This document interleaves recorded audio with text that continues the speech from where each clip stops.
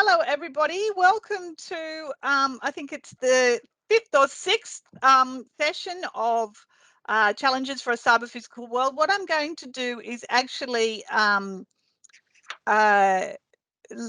just let people come for another couple of minutes before we start. So just hold on for a little bit, just to make sure that people have had time. We've got a number of academics coming, so we'll make sure they've had time to get back from their classes, and we'll make a start in a couple of minutes.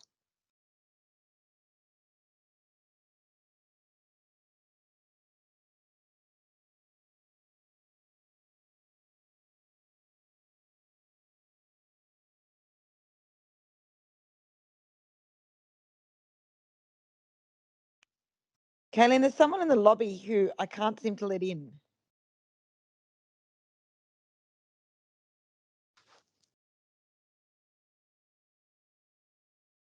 Sorry, they're freezing on me as well. I don't quite know why. I don't have a block on. Let me just check if I've got a block on them.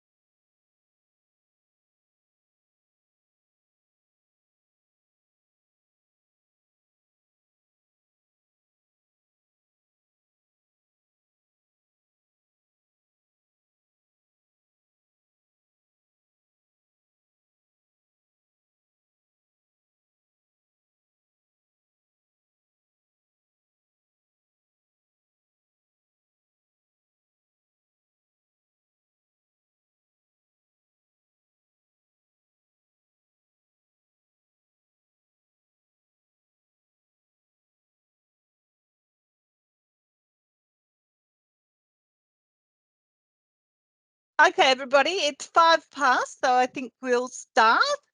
As many of you know, my name is Kayleen Manwaring. I'm currently a Senior Research Fellow in the UNSW Allen's Hub for Technology, Law and Innovation. And this is part of our online seminar series that's been running for a few years now on Challenges for a Cyber Physical World. Thanks, everybody, for coming. I'm so pleased to introduce our speaker for tonight, Anna Hudig.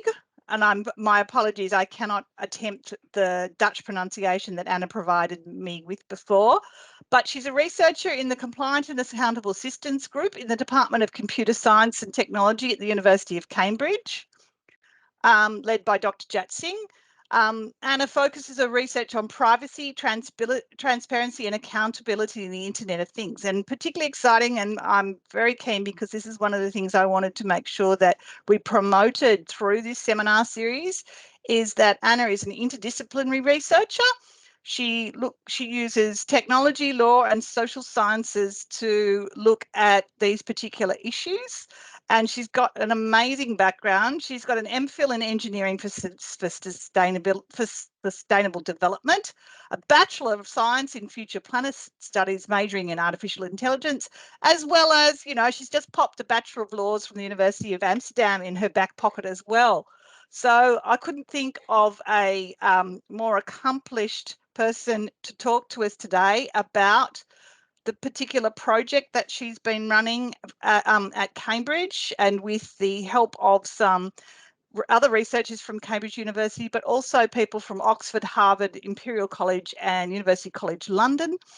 And this this research was funded by a grant from the UK Information Commissioner's Office to look at transparency mechanisms for building an understanding of the data processing practices of Internet of Things product vendors. And you haven't come here to hear me, so with no further ado, I'll hand over to Anna. Thanks, Anna. Thank you, Kayleen. Thank you so much for this introduction. It's right. I'm going to talk about transparency mechanisms in the Internet of Things. A little bit more about this talk, what I'll be talking about today. The aim of this presentation is really to give you an understanding about data rights and data processing practices by vendors in the Internet of Things. So we're really looking at its data flows. And I'll start with giving you some background, some information about the legal dimension, because this project is really interdisciplinary, so we're combining technical tools with legal tools. So I'll give you some background on the legal dimension and also the technical dimension, and I will really outline our observations, will be very descriptive. But at the end, I will highlight some issues in this field, and at the end, I would really like to call upon your expertise here in the audience to discuss and consider what's next. So perhaps we have legal practitioners here, IT people, regulators. So it would be really nice to think about, okay, we have these issues, what now? How do we move on? Please ask me questions. There will be room for that, space for that at the end. As Kayleen already said, I'm part of the Compliant and Accountable Systems Group at the University of Cambridge. It's led by Jat Singh. He's here on this picture. Maybe some of you are active in academia, know him or know our group. We're all working on the intersection of computer science and law. So some of the people in our group are legal researchers, some are computer scientists that are trying to combine these fields and collaborate there. Some of the research themes we're working on at the moment are algorithmic reviewability. So to review algorithmic decision-making, machine learning, systems transparency, auditing systems. That's something I'll be talking about today. I will be focusing on Internet of Things. We also focus on machine learning again, augmented reality. We're working on data protection and privacy enhancing technologies. There's been some considerable amount of work on algorithmic bias and fairness, focusing on AI as a service as well. Decision provenance, so really tracing the flow of data through systems, and that's again to assist accountability in these systems. We're doing compliance and rights engineering, and finally, there's also work on centralized and decentralized infrastructure, and really focusing on personal data stores, data trusts, data intermediaries. So I think we're doing a lot that relates to cyber physical systems. And so this is a little bit of background of our team. As I said today, I'll focus on the consumer Internet of Things. So what do we think about, what are we talking about? It's about smart devices that consumers can buy, usually off the shelf. Many of us have it in our homes, on our bodies. Think about wearables, or we know people that have it at home. So it's increasingly popular.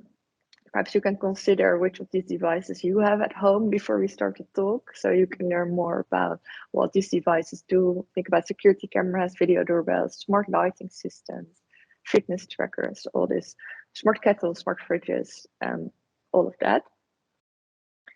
And to give a more deeper understanding of the IoT infrastructure, the way we view it, what really characterizes IoT devices is that they're often equipped with sensors, and through sensors they can perceive information about their environment or events and people in their environment. Examples of sensors are cameras, microphones, heartbeat sensors, all the stuff. And IoT devices generally have internet connectivity, either directly through Wi-Fi or indirectly with Bluetooth. And through this internet connectivity, they can upload data online. And that's really typical for the IoT, that it can translate information from the physical world, from the real world. It can bring it to the online world. So it's really this bridge between the physical and the online world. That's how we think about it.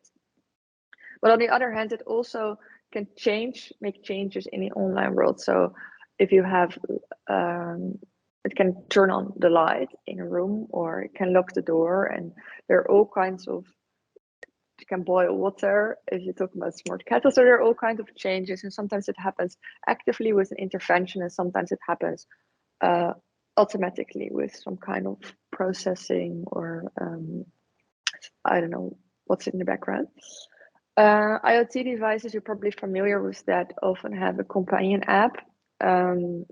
We've also been looking at these companion apps, and companion apps are usually used to can be used to control the device, so to turn it on and off, to modify settings, configurations, but also to visualize information. So if you have a fitness tracker, you can use the app to look at your activity levels, activity patterns, and also to change behavior through visualization, but also through notifications, for example. So that's another way of how these devices can also influence individuals. So yeah, essentially, Internet of Things can make the private life, the consumer Internet of Things can make the private life public to whoever is able to access data from those devices. And that's something I'll be talking about. We were talking about data protection risks in the Internet of Things,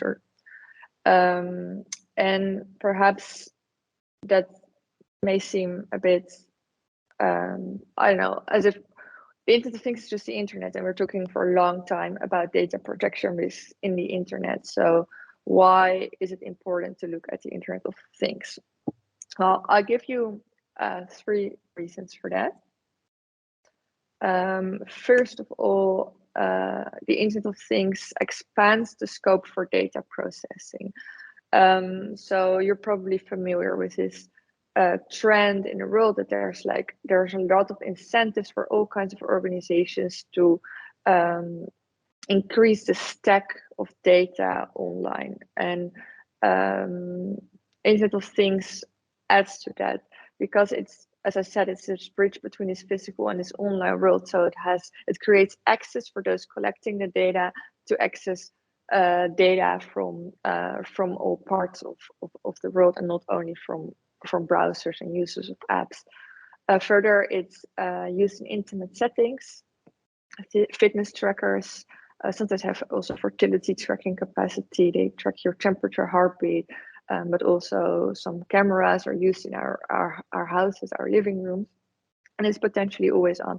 So all this combined means that it increases the volume and also the detail of data in this online stack of data. Secondly, it allows for passive data collection. It is a bit related, but as I said, like if you're using an app or your browser, you're actively getting your phone, getting your laptop, entering a search, going to a search engine and using it. So you're kind of actively interacting with the internet. And with Internet of Things, it can also be possible that it's active, but also lots of interactions occur passively on the background. So again, there's this security camera that's just on and you don't notice it, you don't think about it, or these wearables that are they're just always with you absorbing data, and there's no direct awareness or no explicit knowledge about that. And this means that it's data collection can happen outside of the control and the oversight of the individual, which makes it very interesting, I think. Then there's this complexity element. The IoT is notorious for its complexity because the Internet of Things really embodies a web of different connected devices, and all these devices mutually exchange data, but they can also be devices from different vendors. that sends different types of data that will be combined, will be shared, that eventually it's very hard to get a good understanding of which vendor, which data controller is responsible for the processing of these data. And there are also some, we call it emergent property, you can call it emergent properties, but some parts of the Internet of Things are quite harmless. For example, like just a motion sensor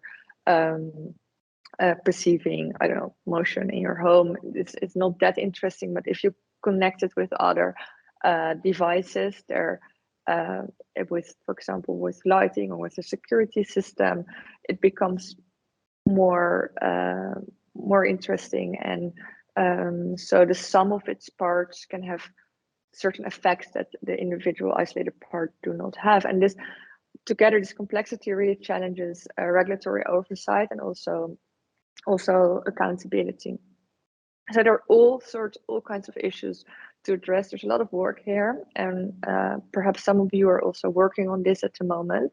But I really focus on transparency. And where to start? I start with transparency. Why? First of all, transparency can help to build trust. And well, in other words, if there's no transparency in what really happens with the data and the Internet of Things, it's very hard to trust. And trust is a very important element for this data sharing infrastructure. Secondly, accountability. Transparency really helps to create some reviewability, to really review what's going on, where's the data going, and also if things go wrong, to see, okay, who's responsible for this harm. And so transparency directly is very crucial for accountability. Third, for informed consent. Consent is one of the lawful bases for processing of personal data. But in order to have informed consent, you need information, and transparency helps to create this information. A bit of background on data protection law. There's a lot of data protection law all around the world. In the EU, we have since 2016, we have the General Data Protection Regulation. That's been quite influential. It's applicable since May 2018, so it just had its birthday, 5 years. It's 5 years old now.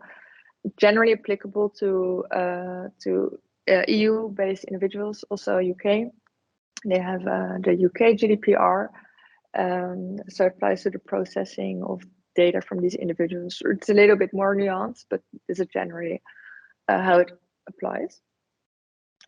And the GDPR has a lot of important provisions. It brings forward some data protection principles, also some data protection rights. A very important famous right is the right to be forgotten, or the right to erasure, and there's this right of rectification. I will really focus here on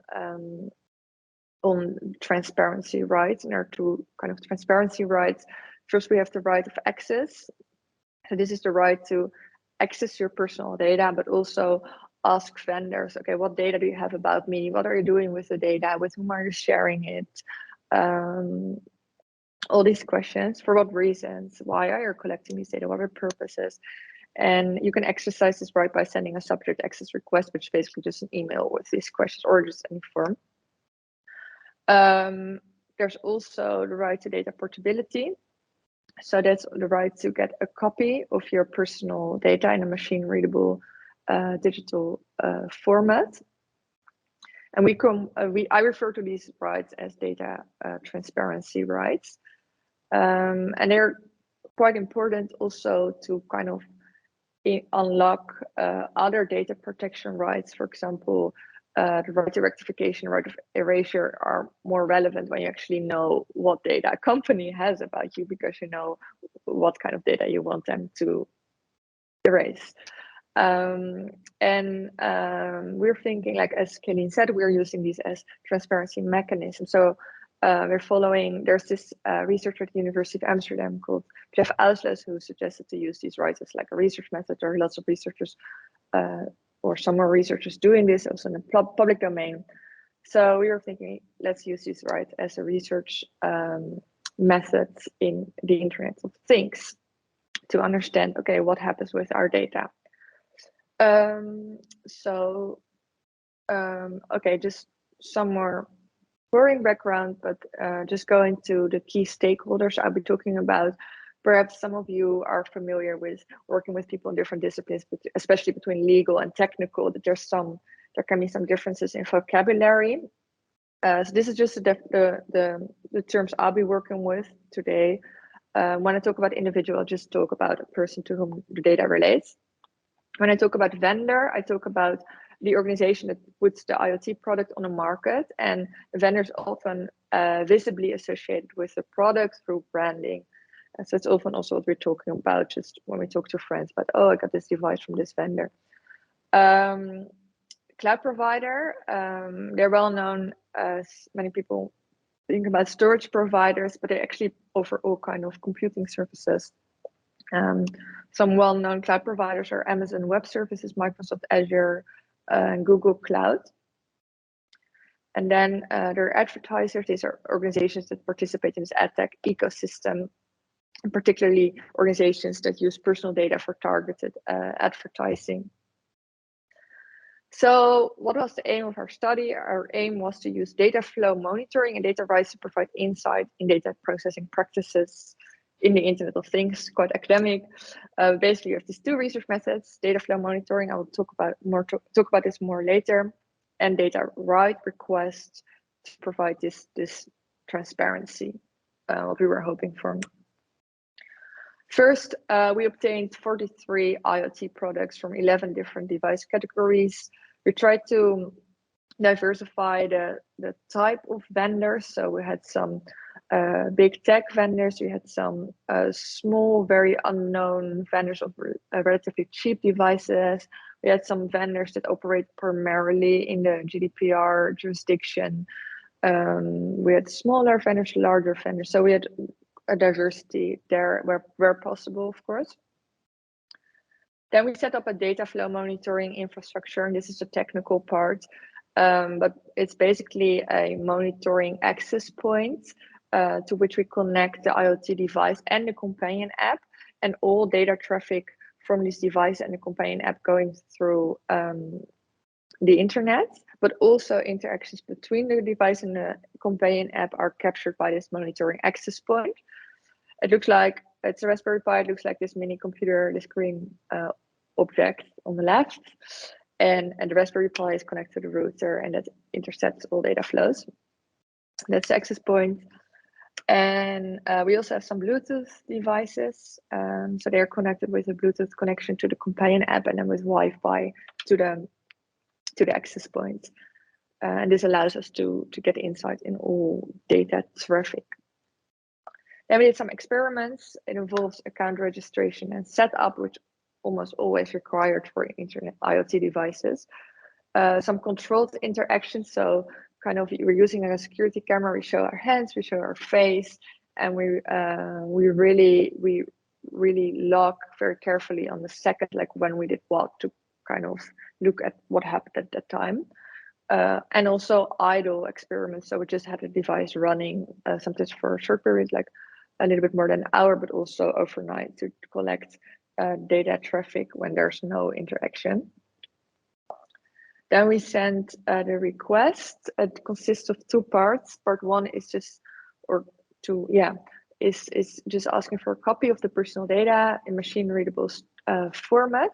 And the second part involves some questions about the identities of the joint controller or the controllers of the data, the parties to whom the data was disclosed, the purposes for processing, the purpose for data sharing, retention periods, and location where data is stored, and sometimes also vendor-specific questions about the privacy policy, for example. The first request looks like this. It's not. It's just very, very long. A lot of references to GDPR, very detailed. We send it via email. But eventually we ended up sending 3 rounds of requests. The initial request was, as I showed you, very long legal wording. Then the second round was more like a summary, some bullet points to make it a little bit more accessible. And the third email we sent not to all vendors, but to most vendors that were already responsive. That involved also some outcomes of the data flow analysis to really show them, okay, we see that this and this is happening with the data. Why? Can you give us some more background about that, or can you clarify that? So what did we find? I will go into 3 findings. There's a lot. We discussed it in the report. I'll give you a link at the end. But I'll go into 3 key findings. First, data transparency rights appear to be poorly implemented by vendors in the Internet of Things. So what did we see? There were 5 vendors that we could not contact at all. There were no contact details, no privacy policy. Then there were 4 other vendors that we did send them a request, but they never responded. There were 4 vendors that we also did send a request, but they we had interactions, but no response that was in any way relevant to our rights. So no answers to our questions, no personal data. Then we received a copy of the personal data from 23 vendors. Sometimes it was just like downloading it online via portal. And from vendors that we received some response, so either copy of personal data or some answer, were like 29. So that may seem pretty okay, but there were lots of issues. So what we found overall is that employees that were handling the request seemed to lack relevant knowledge and skills. Sometimes they really said, well, we don't understand what you mean. Sometimes it was implied. Sometimes they seemed a little bit surprised. Some requests were forwarded to other departments. So they would forward it to their technical team or R&D, R&D or legal. These are just some quotes, like, we believe that you are a professional and warm customer. We forwarded your relevant questions to the R&D teams. Once I received their reply, I will reply to you as soon as possible. And this particular organization never replied. Also, sometimes requests were treated as warranty complaints. They would talk about, oh, I'm sorry for your concern. We will look into that. We will address it as soon as possible. There was also organizations that we cannot return information for security purposes. And they were all, this is just a very small set of examples that we saw in a lot of correspondence with the companies. We also found that responses were mostly generic and sometimes prefabricated. So sometimes we just received an automated response that was just saying, look at our privacy policy, or it would just contain copies of our privacy policy and instructions of how to modify your privacy settings in the app. Sometimes there are some companies that automated rights processes. So they had like a portal where you can download a copy of your data. It could be helpful because it was quite easy to get the copy of your data, but it can also be, usually these portals had a very limited word count for asking questions. So thereby they're already kind of taking control over your freedom to ask for transparency. And yeah, in general, you saw that these kind of companies sometimes said, okay, this is what we need to do to comply and deal with it. Sometimes vendors requested more information. This can be like an account, device ID, but also passports. And device IDs are, yeah, in some way it makes sense. But what we saw is that sometimes companies would, well, I forgot to mention, vendors have to reply within 30 days. But sometimes they would just ask for device ID after months, and then after we gave them the ID, we have to wait for another month before they respond. Passport is a little bit more complicated, personal identification documents, because we don't have to use these when we set up the device. So it's a bit strange that we have to identify ourselves and even give more personal information to request a copy of our personal information. Also, we saw that the copies of personal data were returned in mixed formats. Some were almost empty, some were very elaborate, it's sometimes a bit complex to understand it. Most of them were returned in CSV, sometimes JSON files. So really what we see here is that there are barriers for exercising these rights. We have these rights formally, but it's really hard to exercise them and get like a meaningful response. Then second finding, we in a data flow monitoring, we observed that data flows often involve usage data. And with usage data, I refer to sensor data, so perhaps data perceived by sensors, or usage logs, so just maybe a log of timestamps and that there was any action or event in the room. But when vendors return the data, usually they've mostly focused on account data like your name and email, and device data like the software version or the device model. So a little bit more about data flows. There are three kinds of data flows. First, the data flow between the device and the companion app. Second, between a device and external actors, just the online world. Third, between the companion app and external actors. This is one of the visualizations of data flows of a security camera. So this is data flows from the device to external actors, so the second one. And what we see is that when we show our face in front of the security camera, there's a peak in data transmission. On the left, you can see like the y-axis is the bytes, so the volume of data that's being sent. When we use our face and voice, when we show our face and voice recording, we can see like a peak in data transmissions, and this kind of suggests that there's some data perceived by a sensor that's being sent to external actors, and not to the app, not only to the app, I mean.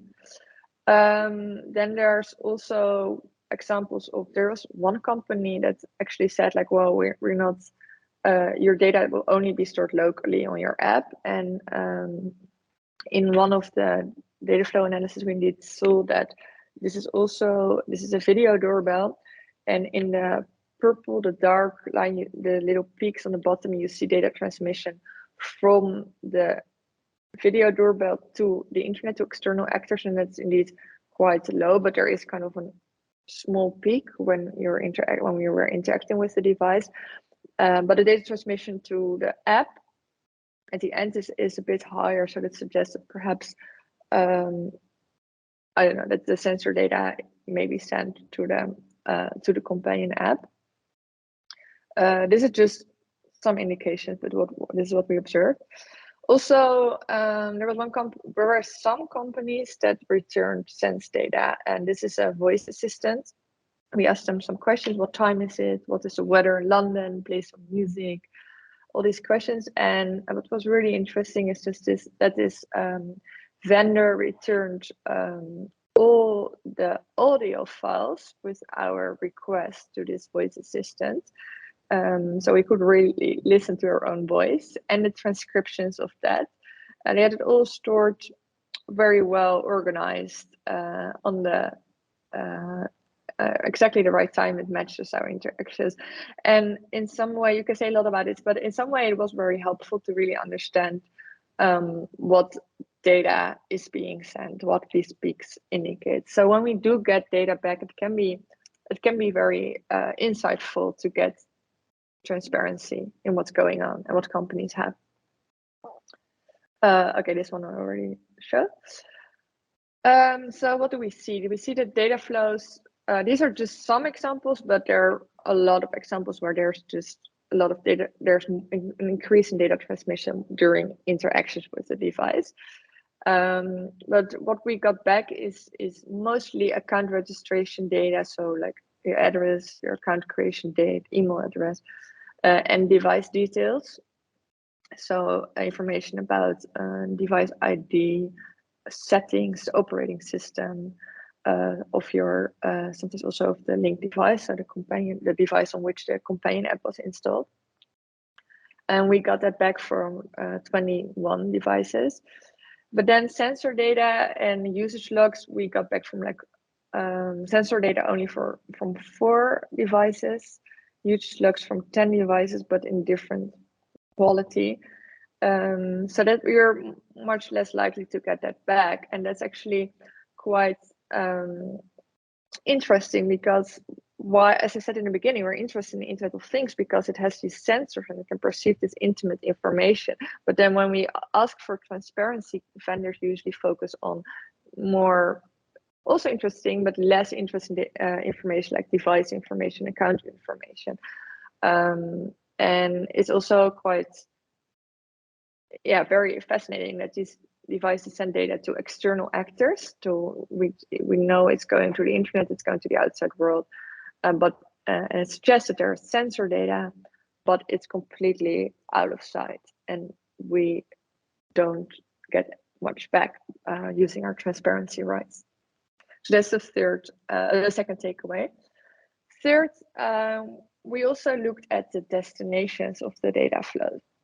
And we saw that the data flows to numerous IP addresses, numerous countries, numerous organizations, but only, again, a very small proportion of vendors was able to clarify this to some extent.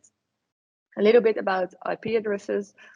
I'll make it simple. If data is sent over the internet, it's some kind of packet.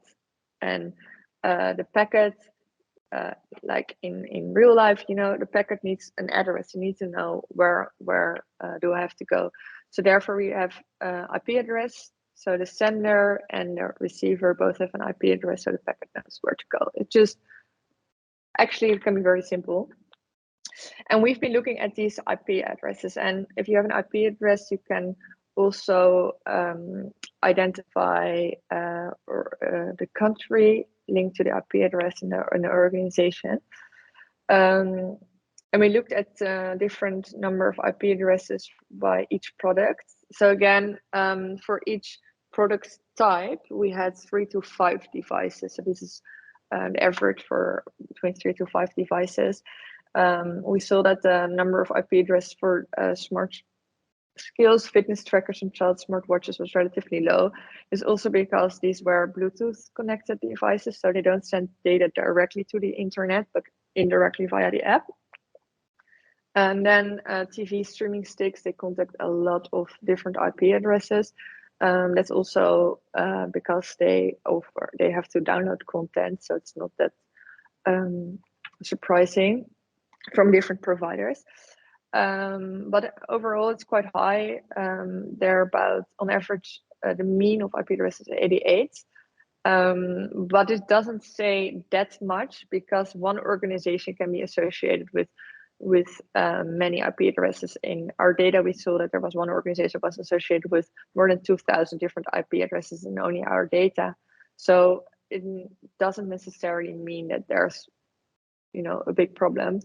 It just indicates that there are many pathways to many different servers from a device. Secondly, number of countries. We've seen that on average, devices contact 7 countries. And baby monitors contact the most different countries in our batch, of course. In total, we saw that there are 32 different countries in our database, and the US was most prominent. So almost 48% of the total volume. So the volume, I refer to the number of bytes. So if there's a lot of video images, then the volume will be relatively high. But almost half of the data goes to the US, and then Ireland, UK, and Germany are very prevalent in the data. Then also the Netherlands, Japan, Hong Kong, Singapore, Finland, France, China, Israel, Russia. There are a lot of countries all over the world. So we see that it's not unlikely that data perceived by your smart devices leaves the or goes to countries with just different data protection standard data protection practices, which again means it's out of sight. Then the number of organizations, on average, the mean for organization were 12. The kind of organization we identified using, like, really looking into this packet information, but also looking into the responses we got in return and in the privacy policies, are prominent organizations are cloud providers. So also some of the providers I mentioned before, Google, Amazon, Alibaba, Microsoft, also advertisers, analytics companies, payment service providers, company affiliates. I think that's an interesting one for another discussion, but many companies say we don't share the data with other companies, but then within their company they have a lot of different services, and or a company, or for example, we had a small security camera company that was owned by a big media company. So company affiliates is still can be still relevant because different parts of a company can have different business models. Research and education institutions, we also saw those, and just other random organizations. What did we get back? We got some information on data sharing for 20 products, which seems a lot. Some also said we don't share the data, and it's also information. For 7 products, we received information on the locations where data is stored. For 7 products, we got a list of categories of organizations, and only for 4 products, we received a list with the names, the identity of organizations. Storage, we also asked, as I said before, about storage retention practices, and we looked in the privacy policy. We saw that, perhaps you're familiar with this, but many companies say, like, we store the data for as long as needed for the purposes of data processing, but then their purposes are quite broadly defined. There are many, their purpose will be like, oh, to improve our services, to improve our products. So it's still a bit fake how long the data will be stored and when they're done improving their services and products. Also, you can request erasure, you can delete your account, but it requires active action from the user. So it's a bit unclear when the data is going to be deleted if you don't take action, which means that yeah, the data is out there. It can go to different IP addresses, and we don't know for how long it will reside on these servers. So we've seen that data is shared to numerous organizations, numerous countries. It's out of sight, and we don't know when it's going to be deleted. So again, we're not saying that companies are necessarily misusing the data or doing lots of dangerous things with the data. We're just saying that there's no oversight, there's no means to really see what's going on here with the data. And then there's also parts of data processing ecosystem that remain hidden. We don't see what's going on. So we don't see what happens after the data reach the primary destination. So again, with the data flow monitoring, we really look at the data flow from the device till the recipient, the first destination. So a device can send data to a cloud provider, but after it reaches the cloud provider, we can't follow the data anymore. So we don't know what's going on. If there's, as I said, like if the data is staying there, if it's going to be removed, or if it's going to be shared, if it's going to be processed, analyzed, we don't know. Yeah, so we also don't know how data is going to be used. Do companies apply user profiling? We don't know. And also, perhaps you've been thinking about this during this presentation, but we don't know if vendors really tell the truth in their privacy policies and data right responses. We really rely on, again, on trust. We can only trust that what they say is true, but we're not sure about that. So yeah, we've seen that data protection law offers data rights for transparency, and the GDPR is 5 years old, but even 5 years after GDPR, there are very little means for users to really gain meaningful transparency. We rely on these tools, but they're actually not working properly to really get a good understanding of what's going on. So that's a bit problematic. We've written down our findings on this report. There's a download link. I can share it also in the chat. It's also, you can also find it on the website of the ICO. And yeah, I want to go into future work. Some things that we suggest in the report is that we can, perhaps you can also consider how you can think about these things in your own work if you're working in this field, but to explore how these data rights requirements can be better implemented, to consider how we can create more visible intervention and enforcement of data protection law, to develop best practices regarding data rights and processing in the IoT. So for example, I saw that some companies were actually quite good in some parts of the responding to the request. So perhaps we can look at these and follow these examples. Consider roles for dominant platforms. So there's some platforms that are very dominant in this ecosystem. So perhaps they can have a role or not. Mechanisms for visibility beyond primary recipients. Look at the impact of transnational data transmission and explore mechanisms for making the responses more meaningful. And finally, that's actually something I'm doing now, focusing on products of particularly sensitive nature. So we focus on fertility trackers now.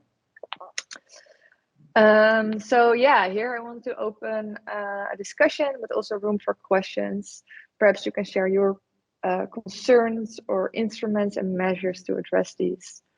And who's responsible? Who should take action? Should the user do something about it, or the regulator, or maybe the vendors? These companies should take responsibility. So who should do that? So yeah, I'd like to open the floor. Okay, thanks, Anna. That's wonderful.